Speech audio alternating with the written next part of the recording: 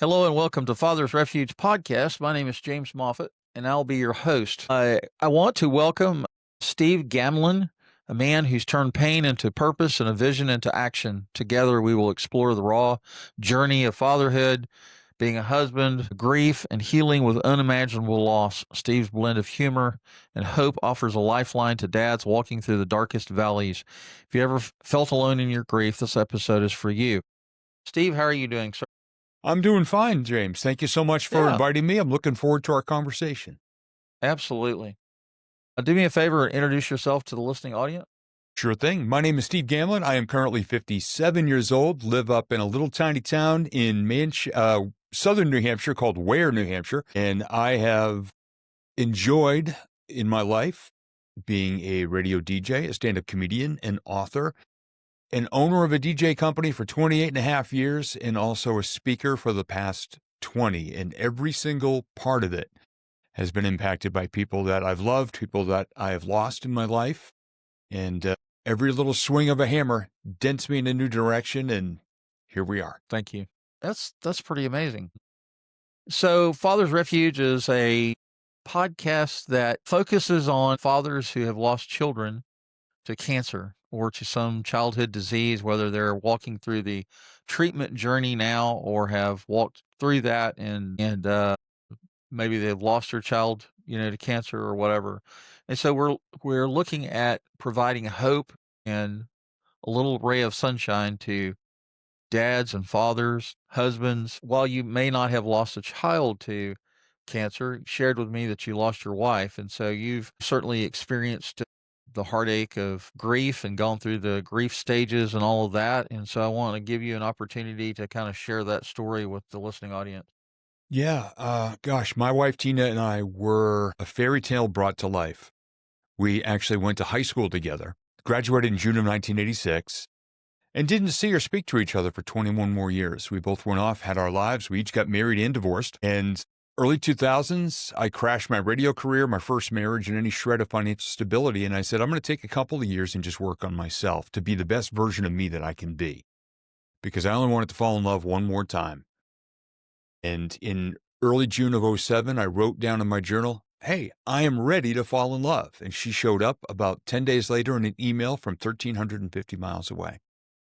And a month later, after only texting, phone calls, and some emails, she revealed she'd had a crush on me in high school too. And we fell in love. We got to be head over heels in love for 17 and a half years. And last December, while we were traveling, we traveled from New Hampshire over to London. And unfortunately, a day after we arrived, she passed away unexpectedly. Oh, no. 1,000 miles from home, shattered physically and spiritually shaking. That started my grief journey.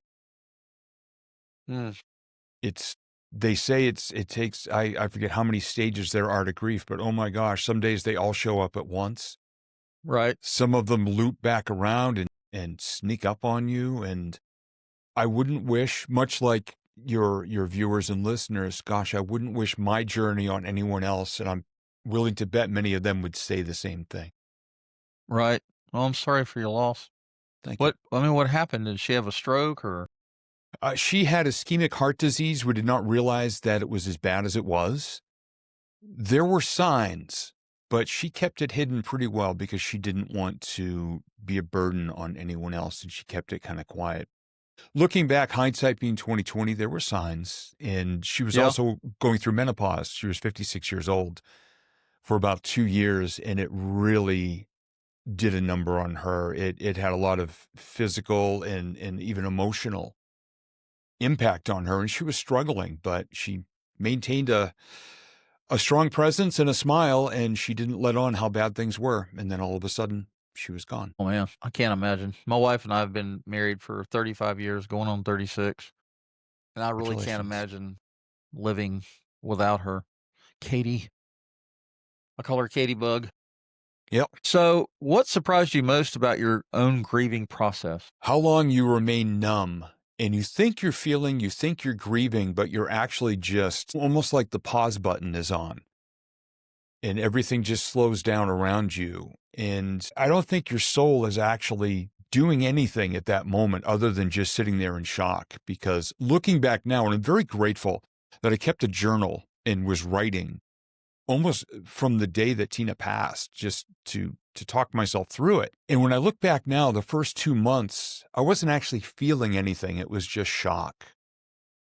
And I had to all of a sudden be the organized one, which normally that was Tina. We made so many decisions together that she was the one who kept track of everything. And so, in addition to feeling the loss, all of a sudden I had to find out where everything was and dig through and look for things and identify things and reach out to more people than I've ever reached out to in my life for a little bit of help and guidance and wisdom and knowledge and support.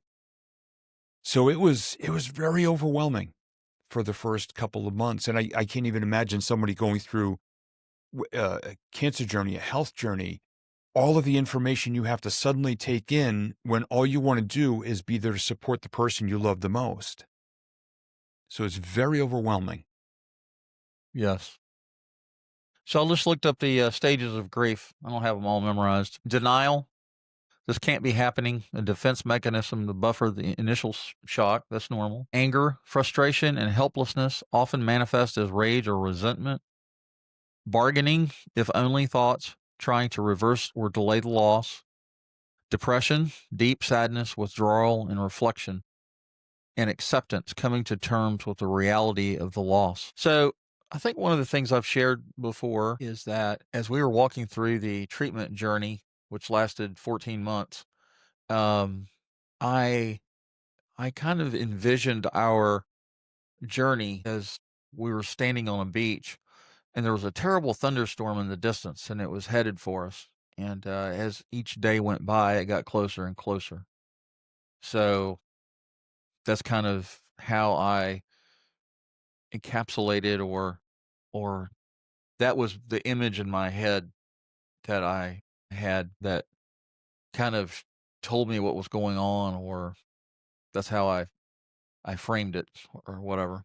Mm. So, Yeah, for me, gosh, I don't know if there's a particular order they all come in, but oh my gosh, it was like you threw all of them in a blender. And depending on who I may have spoken to, again, being 3,000 miles from home, my only connection was our phone, and I racked up almost 2,000 minutes of phone plans while I was there for nearly 2.5 weeks. And for me, I've dealt with depression on and off my entire life. At the very low points of my life, it's something I fall back into. And I knew within 2 days that this is not something that I could just go through alone. And I used to always call it cocooning. Let me just pull back and just cocoon for a bit, and I'll come out the other side. This is the first time in my life I knew something was so horrifically bad as and heavy as a loss that I had no idea how to deal with it. That even from England, I was Googling grief support groups near my hometown here in New Hampshire within 2 or 3 days of losing Tina. And the woman said, "Why do you feel you need to be part of a grief support group or counseling?" I said, "Because my normal tendency is to cocoon on things. But unfortunately, I know already in this situation, there's not going to be a beautiful butterfly at the end of this cocoon. It's going to be a tarp full of sludge because I'm not going to make this one. It's not going to be helpful for me to be alone on this one because I can't see myself progressing through all of this in the ways that I've dealt with things in the past."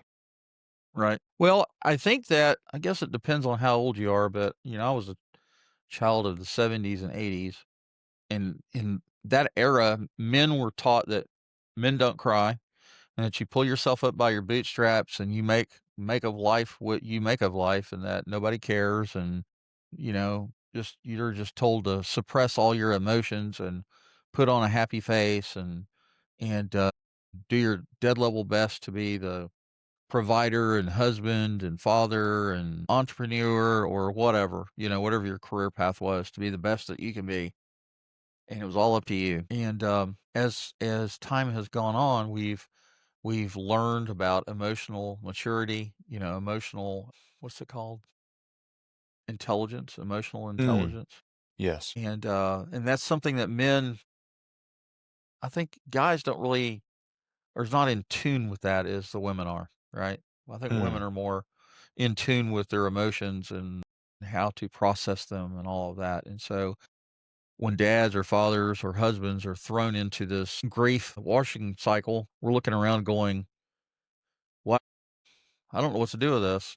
Or Mm, a lot of times, as you know, the denial stage, guys are like, "Yeah, this is not happening. I'm just gonna go about my day as if it's normal and just suppress all those emotions and not deal with it," right? Which is probably the worst thing you could do. But anyway, absolutely. so Yeah. as a man, did you feel pressure to stay strong or hide your emotions? How did you navigate that? Well, no, I'm a guy who Tina used to joke because we have 3 anniversaries, or we had 3 anniversaries. June was the email, July was when we said we loved each other, and August of that year was when we finally saw each other the first time. Every year I would give her cards on all 3 of those days, and she used to look at me and roll her eyes and say, "You realize you're the chick in this relationship, right?" Because very open and honest and authentic and vulnerable, as was she with my emotions. I decided years ago, look, I'm not going to be that guy with the stone face. Everything's fine and I'll just work through it. No, no, no. I discovered that that's just not my natural wiring. And when I tried to be that way, it hurt me even more along the way. So, oh no, I've lived fully, openly, emotionally authentic and vulnerable on and off social media. Social media has been wonderful for that for me because I've shared this journey over the past 9 months so openly. If I'm having a rough day, here's what's going on. And none of this solid facade like the old ways. Oh my gosh. I mean, I was born in 68, so I'm right there with you in the 70s and 80s, when our dads just told us, rub some dirt on it and walk it off, if you got hit by a baseball or something. Right. But no, and here's why. First off, it helps me to heal when I just get all the poison out and deal with it and do something productive with it. But I also get to help other people who are fresh in their grief, who might be a few steps behind me, who can just kind of watch my journey and say, hey, this resonates for me, or that resonates for me, or a question I got this morning on a post. How'd you know I needed that today? Here's my response. Well, I woke up and I needed it, so I wrote it, and I'm very honored that it resonated for you. What would you say to fathers or husbands who feel they must grieve silently for the sake of their family? I'm no expert on grief. I'm just going through it myself. But here's what I suggest to people. Be real. Because while you may think you need to be strong for them, they may need to see that you're authentically feeling and dealing with all of this. And hey guys, it's okay to cry. It's okay to fall apart. What's not okay to do is to tune everybody else out and not let them feel your heart and your soul, especially in a relationship and especially going through a very difficult time. It's good to be the solid rock for your family, but my suggestion, my 2 cents, be a little vulnerable. If you're struggling, it's okay to reach out to somebody and just say, hey, I'm struggling today. There's no shame in that game. Not at all. I was part of a group grief counseling sessions, one-on-one sessions that Tina's company was so generous to provide for me if I needed them. And also speaking with somebody at BetterHelp, which has been a great way to help me to sort out what I'm feeling, because I've got a lot of frayed wires in there that are arcing and sparking. I don't always know how to fix them. Right. And if you do it wrong, you burn down your house. We lost Jessica in August 5th, 2001. And one of the things that I recognized pretty quickly as we were going through the grief journey or the treatment journey for 14 months at MUSC Children's Hospital, there was not a lot of support for fathers. There were support groups that we went to during the treatment journey. And that was, for parents, were walking through that. And that was great. But after she passed away, um, we just kind of went through a transition period of no longer going to those support group meetings because obviously parents with children that are still alive don't want to hear about parents that have lost their child, because that's always in the back of your mind, because you're hoping and praying that your child will survive. Anyway, so on the other side of that, there was not a lot of support. And I think back then, our church that we went to, they didn't really know how to handle it. So they just kind of didn't say anything, you know, and they didn't talk about it unless we brought it up. So anyway, that's where Father's Refuge was born in my head, way back when, because I recognized the need for fathers to get the support that they need as they walk through the grief process. And so I had no support. I didn't really have therapy or any of the things you're talking about. I didn't have those things. And so I guess I just kind of, you know, rolled through it, and just dealt with it in my own way, which was probably the wrong way to do it. But I didn't know any better. I didn't know anything differently. So now I'm glad that 24 years later, I can provide this podcast as a source of hope and reference material for dads, husbands, fathers that desperately need it. Yeah. And, you're doing it in such a way that you've walked the journey, and you and I both see people out there that have never actually gone through it. They may know intellectually the stages, the steps, the this, the that, what the research says and all of that. But you get to authentically walk this journey with a microphone and really, in a way, a flashlight to just kind of shine some light into the darkness where somebody may not go and read a clinically written book, but they will come and listen to your story and the stories of your guests who are going through things because that's real. I prefer the real. I don't read textbooks on things. I seek out people who have lived it. And there's actually, I've got a little old antique chalkboard here in my recording studio. And I used to get asked by people, "Oh, Steve, you coaching?" And I said, "Well, I do." "Well, who certified you? Are you part of the International Coaching Federation? Are you part of this? Are you part of that?" "No." "What qualifies you to do it?" So one day after somebody asked me, this is probably the 10th time I was asked, I grabbed that chalkboard and I wrote the words, "This guy lived it." And I drew an arrow and I put the arrow pointing at my face and took a selfie and I sent it to them. That's what qualifies me. This show is what qualifies you. We have been there. Right. Right. I didn't want to add loss of a spouse and a grief journey to my speaking topics, but here we are because for me, it would be shameful if I didn't share this journey, if I just closed the door and just kind of sat here in the darkness and the silence alone and didn't make an effort to help people who are going through exactly what I'm going through. I'm blessed with family who've had my back. Not everybody is. So, grief after losing a spouse and grief after losing a child are different. Both are deeply personal. What helped you feel seen and understood in your grief? Continuing to share the best of my moments with Tina. One thing that continues to resonate for me, and it still happens once every couple of weeks, I always referred to her as my Tina. Since we first fell in love, it's me and my Tina. And I get people that reach out still and say, my day was always better when you talked about your Tina and the way you said it. So the journey for me, I know she's still close by. She makes it very obvious that she is nearby. So many different signs of things that I would never even imagine were possible without her being close to me.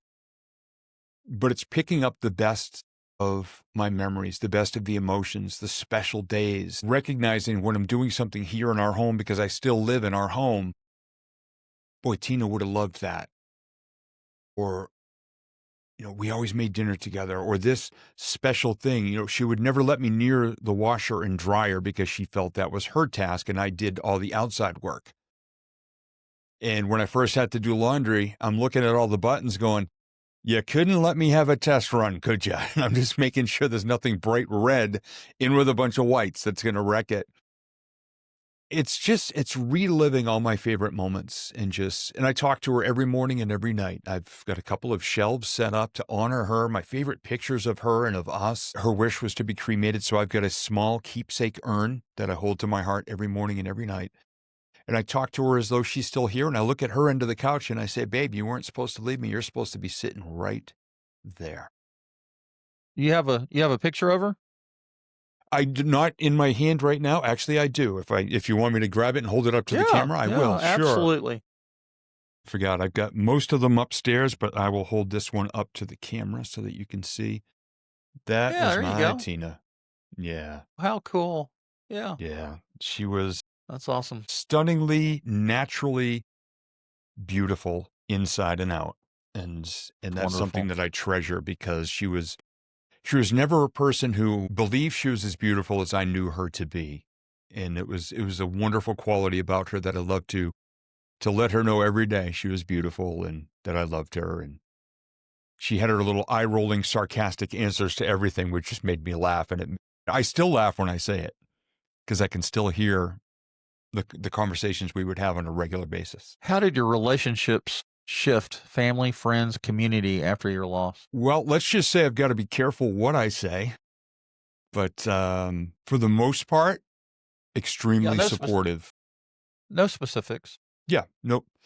Some true colors have been shown and seen and realized and recognized, unfortunately. But for the most part, yeah, I've I've got an amazing family who adored Tina, and they've been there. My sister dropped everything 5 days after Tina passed away, and we were over in London. She lives down in Texas. She dropped everything she was doing. She got her company to allow her to work remotely for a month, and she flew 4,000 miles to just be there to support me. Wow, that's awesome. 5 days after Tina passed, yeah. So I want to talk about relationships, friendships in general. And I'm a baby boomer. So my frame of reference is probably considered somewhat conservative, old fashioned, what have you. And so with the advent of social media, Facebook, Snapchat, AOL, CompuServe, MySpace, Facebook, all these different social media portals, and we have Facebook friends, right? Well, I kind of laugh at that because, yeah, I have 600 and some odd Facebook friends, but they're really not friends. They're more like acquaintances, people that I know of. I might not even really know them. They're a friend of a friend, or we have football in common, or we have Second Amendment in common, or we're family men in common, or there's some thread there that we have in common that creates a connection that we have, and we're Facebook friends, and that's fine. And I'm not trying to belittle that, other than to say that my definition of friendship is a little runs a little deeper than a casual connection on social media, right? And so one of the things I noticed early on in my adulthood was that there's a lot of fair weather friends. There's a lot of friends that they're there when everything's going good. You're available, you go party with them, you drink beer with them, you watch football together, you eat, you're there during holidays, blah blah blah. But lose your job and have an inability to buy beer or go to events, or God forbid you lose a family member, and you're walking through the wasteland of grief. You're like, where's everybody at? And all of a sudden they just vaporize because they don't want to be around you because you've got serious issues, right? They Mhm. don't know how to handle it. They could care less. They yeah, they're your friend, but they say they're your friend, but not during the hard times, right? And so sometimes you find yourself, especially when you're walking down the road, learning how to deal with these 5 stages of grief. People keep their distance. Even people that say they love you, family members, church members. And I remember calling my pastor. My church family knew, that Jessica had cancer. She's going to MUSC Children's Hospital. She's taking chemotherapy. She's taking radiation treatments. All of these things. We take her in her wheelchair to church every Sunday. We'd roll her in there, and everybody was very welcoming and very supportive of her and doted on her and all of that. But when in her last days, when she was, hospice care, and she was in a hospital bed at home, and like nobody was saying boo, nobody said squat, and I called my pastor and I was like, y'all realize Jessica's dying, right? And he was like, well, and he was a chaplain. So, he knew. He was like, well, yeah. And I said, well, I said, we're all alone here and she's not going to be alive much longer. And he was like, well, James, what do you expect us to do? I said, just be here. Just come hang out. Come see her, because I'm not expecting anybody to fix anything. I didn't want anybody to show up with magical answers. I mean, sure, yeah, if you had a genie in a bottle and you can wave the Aladdin's lamp and make a wish and make her well, I'm all for that. But I haven't met anybody in my lineage that has those kind of skills. But anyway, I just told him, I said, just show up. Hell, watch her for 3 hours so we can go have a night out and eat dinner, and talk. Give us a date night. Come over and help Katie with laundry. Just help hang out with the kids and play with them. We had two other children, and so I just had to, kind of throw it out there and go, well, she's probably got a week, 7, 8, 9, 10 days left, and after that, it's all she wrote. And so then all of a sudden we were swarmed. We had all kinds of visitors and stuff, and so I just tell the story to say that if you're walking through grief and all of a sudden people just kind of turn into vaporware, for them that's normal. It's normal because people don't know people unless they've dealt with it, unless they've lost somebody close to them. They haven't walked through grief. They haven't walked through those 5 stages. They have no clue, you know. And this is a club that nobody wants to be a member of, right? And so so it's one of those buyer beware sort of things that you've cashed a lottery ticket that has benefits that nobody else wants part of, right? So it's our job as the survivors of these relationships to talk about them, bring their names up, go, hey, just the other day I remembered something. I saw, I went to a restaurant, I watched a movie, I saw an advertisement on TV, I was walking through the house and saw a book or a chair or just, when people don't talk to us about it, it's not that they don't care. They just don't. They're ill-equipped. They don't know what to say, right? So don't be afraid to. Don't withdraw within yourself. You know, because no man's an island. That's the last thing you want to do. You don't want to suppress all those emotions, and you don't want to be your own savior per se. So every chance you get, talk about your loved one, and that will help other people to go, oh yeah, and they'll kind of chime in and be there for you. So And I know what you mean too about the people that just kind of disappear. And I used to ask people, they'd say, well, I didn't want to call and bother you. I said, why would it be bothering me? Just for you to call would let me know that you're thinking of me. And one of my coaching clients for the visualization and goal setting stuff, she goes, we've done so much amazing work together, but I was so afraid I was going to say something stupid and you'd be mad at me. And I burst out laughing. And this was on a Zoom call, so I could see her face. I burst out laughing in the middle of it. And I said, Lori, I could never hate you. You could say the most awkward thing in the world, and I would love you just as much. And I would care that you reached out and asked, because just a couple of days after losing Tina, in an email, and I honestly don't even remember who this was, and I'm kind of glad I don't. Someone said, well, Steve, how old are you? And at the time, I said, 56.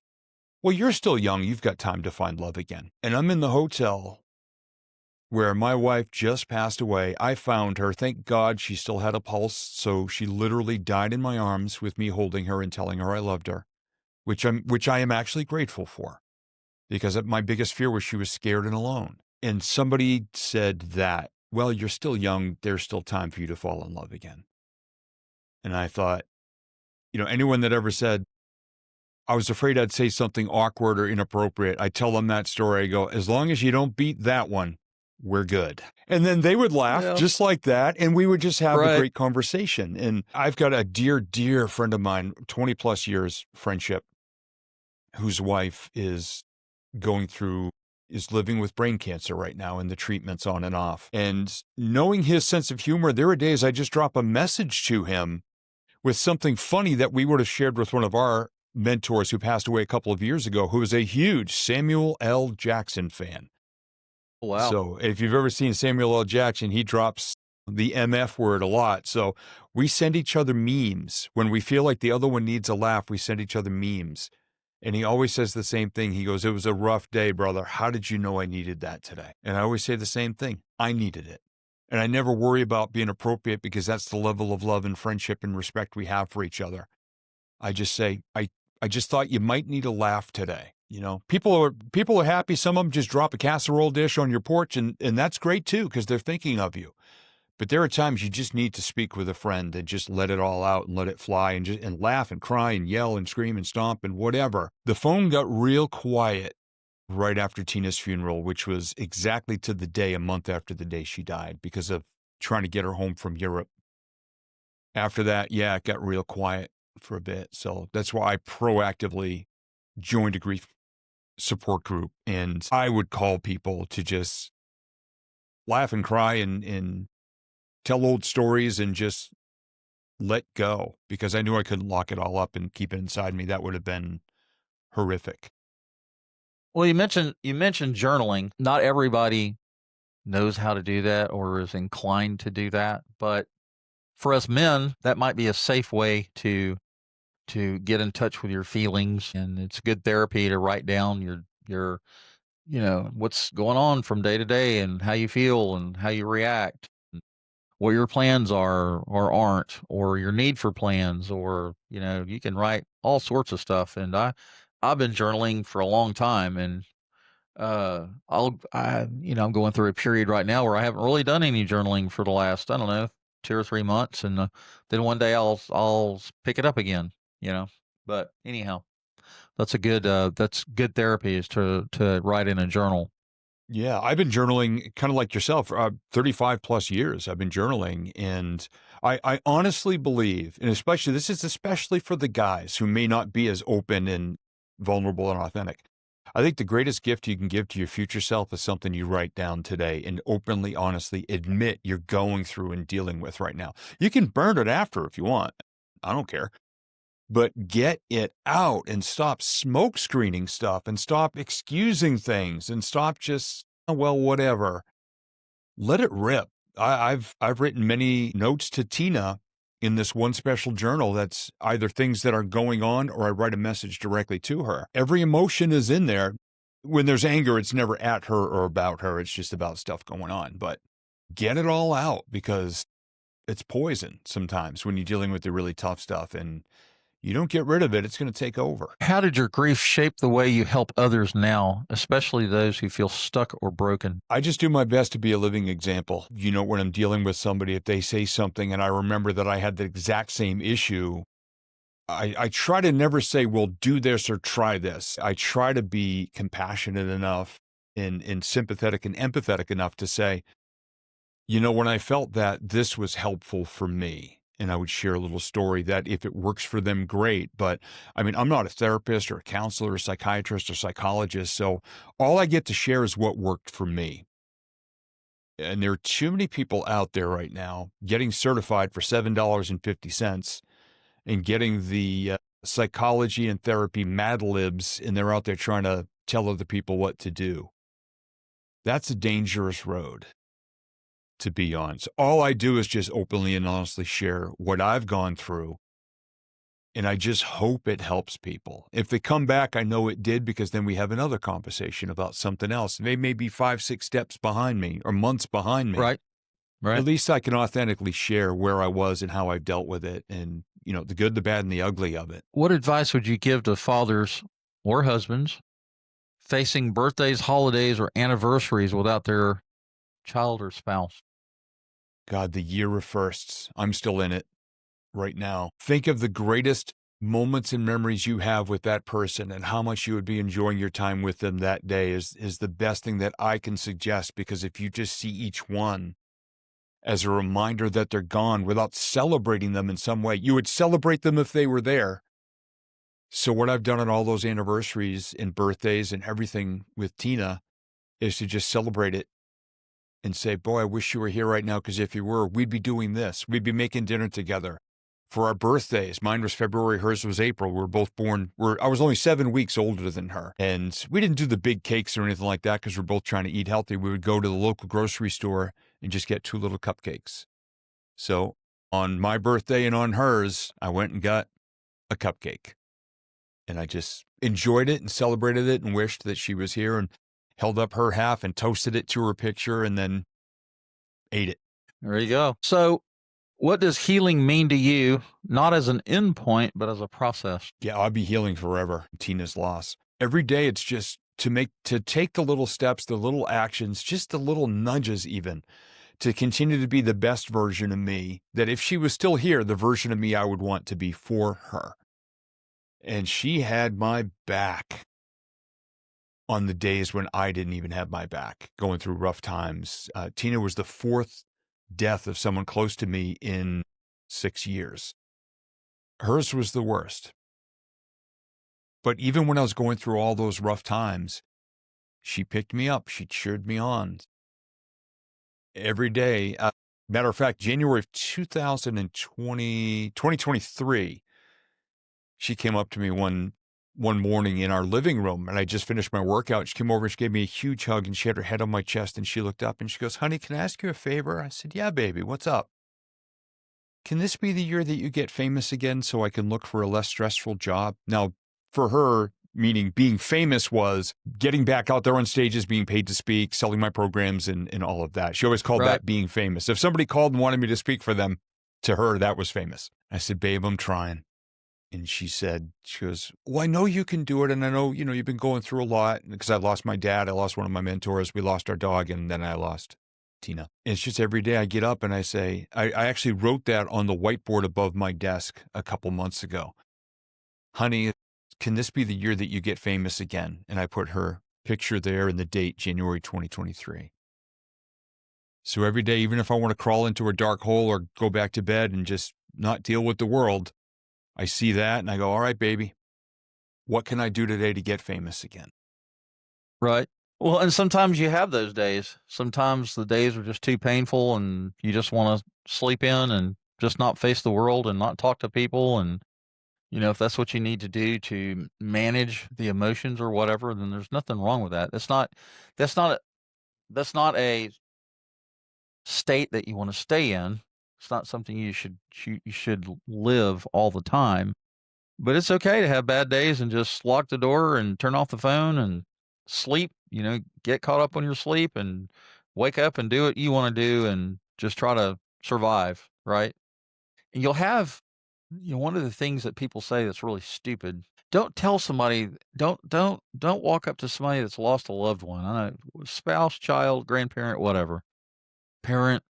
Well, and I've had people tell me this. Well, it's been 6 months. You just need to get over it. You need to move on Yeah. with your life. And I'm like, well, screw you and the horse you rode in on. That's Yep. my thought, and so honestly, grief never goes away. It gets less painful. 24 years later, I can talk about Jessica without tearing up too much. And so the triggers are not as fast and hard as they were initially. You're just reminded constantly of your loved one, by everything that you can see or think about or hear. And so as time goes on, time has a way of providing some natural healing, right? And so when somebody looks at you and tells you that you should get over it, you know, there is no getting over it. They're all your loved one is always going to be in your life. They're always going to be in your heart. They're always going to be in your mind. You're always going to be reminded of them. So you don't get over grief. You just learn how to walk with it. You learn how to live with it, right? And when people say So stuff like that, I've got a little hashtag I wrote in my head. I actually wrote it down. It's on my desk. It says hashtag up yours, because it makes me laugh. I mean, some people would, middle finger or, the F word or stuff like that. I say hashtag up yours because it makes me laugh. Even if I don't say it to them, in my head, I'm going, oh, hashtag up yours. And I mean, if somebody's really obnoxious, I say it's not a little sign. It's a banner flying behind a small plane that everyone on the beach can read. Hashtag up yours. That helps me a lot. And on the sure. days when you're talking about just wanting to pull the covers back over your head, I actually don't do that because I might not crawl out of that for a couple days, just with the tendencies with depression and everything. I actually go out and commit as many simple acts of kindness as I can, because my family and I Well, have a that's good. small nonprofit, and we help out some local programs that help the homeless, and especially homeless veterans and single parents with kids getting back on their feet. Tina was one of the co-founders of this little mission Wow. that my family and I created. It became a 501c3 5 years ago. Now, I preferred when Okay. it was just a little hippie giving mission, but people wanted to give us money, so we had to become legit because we Right. couldn't accept donations. So that's what I do even now. If I'm not feeling it here at the house, if I'm just going stir crazy, crawling out of my skin is an explanation I use a lot. I'm just so restless, I'm crawling out of my skin. I just close the laptop, shut off my phone, go in the basement because we got a bunch of shelves with canned goods and things that shelters need, put some in the back of the truck, drive across town, and just make a donation and just talk with people. And I was at a place yesterday, and here's a gentleman who was, I'm assuming age-wise, Vietnam vet, was in a wheelchair. Mhm. Just there, he had wheeled all the way over from his house to get a couple of food items for the week. I overheard him say, and God bless him on this journey, he said, I just got diagnosed with stage 4 pancreatic cancer. Now, I'm Mm. familiar with that. That is how I lost one of my grandfathers, so I know how painful that is. Yeah. And I just said, okay, I'm walking, I'm talking, I'm living. I've got the ability to share. And here's this gentleman taking it all he can to get there to just get a couple of food items for him and his wife. I come home different every time. And not to say that, oh, I Sure. have nothing to complain about. It's more of, you know what? There's a lot of people who need some help out here. And if you can bring a couple cans of soup or something, or a 4-pack of toilet paper to a shelter, you get to make someone else's day easier and relieve some of their pressure and maybe grief if they've lost somebody as well. So kindness has been a big part of it. Yeah, paying it forward is a huge therapy tool, I think. Getting getting out of yourself, getting out of your head and looking at the world around you. Like I work security part-time. I'm a semi-retired. I still have to work part-time security job at Walmart, driving a patrol car, and I see lots and lots of I fun-lovingly call it the freak show Yeah, because I don't blame you. I've seen the videos I on sit there YouTube.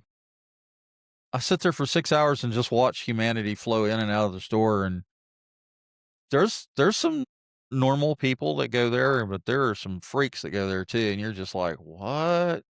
Yeah. They live amongst us?"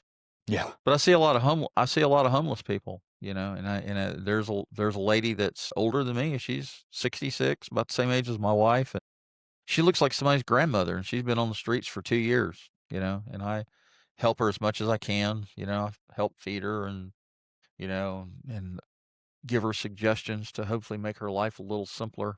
But anyway, yeah, that's it's tough, but going out into the community and seeing what other people are walking through and experiencing in life, there's always somebody that has it worse than you do. They may not be walking through the 5 stage of grief, or they might be walking through the 5 stages of grief, but it's just over something else like a job loss or, I lost my job, I lost my car, I lost my home. Now I'm living on the streets in a tent city behind Walmart. There's a lot of grief involved in that, you Yeah. know? But anyway, I have to ask you, I see this Inspire sign behind you that's lit up. What's the story behind that? Yeah. Well, actually, the original name of my speaking business was inspired by Steve. So that word has been a big part of it because when somebody said, what do you want to do? I said, I just want to inspire people to become a better version of themselves. So my license plate on my vehicle is Inspire, Inspyre, because the right spelling wasn't Okay. available at the time. But about Right. 5 years ago, Tina saw some special, I think, on Good Morning America. Some company was giving a discount on custom neon signs, and she went online and surprised me by getting a blue light that says Inspire. Oh, wow. I like that. That's very nice. You have inspired me to maybe get something like that for me, for my little home studio.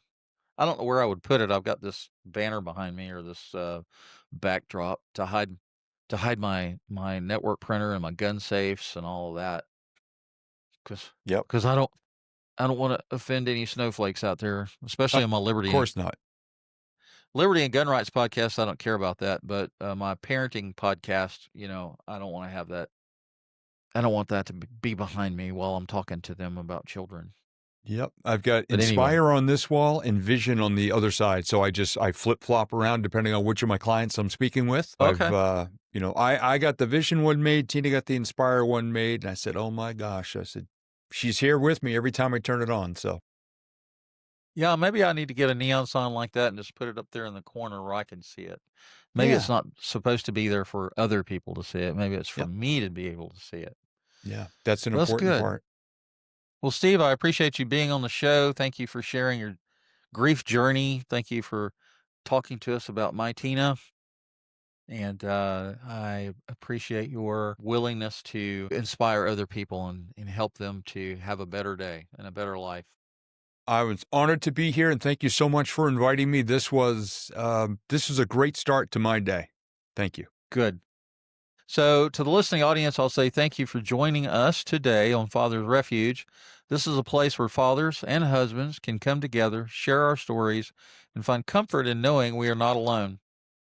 Remember, your grief matters, your voice matters, and your healing matters. Until next time, take care of yourself and hold on to hope. Bye bye.